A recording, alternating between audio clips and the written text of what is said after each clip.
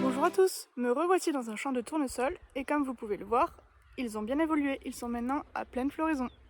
Alors comme je vous l'avais dit dans ma précédente vidéo, je vais revenir assez souvent sur ces parcelles pour suivre un peu l'évolution de nos différentes variétés et voir leur comportement. Et aujourd'hui je voulais particulièrement vous montrer quelques différences qui vont être assez visibles. Allez, je vous montre ça. Alors si vous vous souvenez bien, je vous avais expliqué dans la précédente vidéo que donc on avait des micro-parcelles qui faisaient 8 rangs. Donc je vous les rappelle, 1, 2, 3, 4, 5, 6, 7, 8. Et aujourd'hui, on voit des différences assez notables, notamment au niveau du comportement verticillium.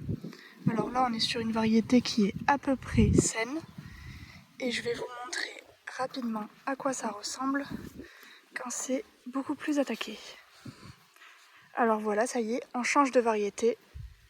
Les différences sont assez notables, on voit très clairement le verticillium qui a beaucoup plus attaqué les plantes.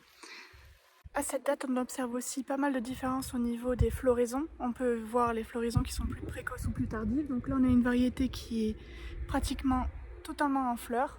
Je passe sur une autre variété et là, vous pouvez apercevoir des boutons qui ne sont pas encore en fleurs, qui nous permet de voir les différences entre les variétés.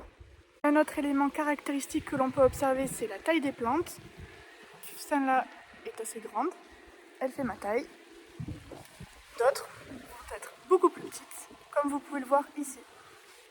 Allez, je vous laisse, parce qu'il commence à pleuvoir, et j'ai pas encore terminé mes notations. À bientôt!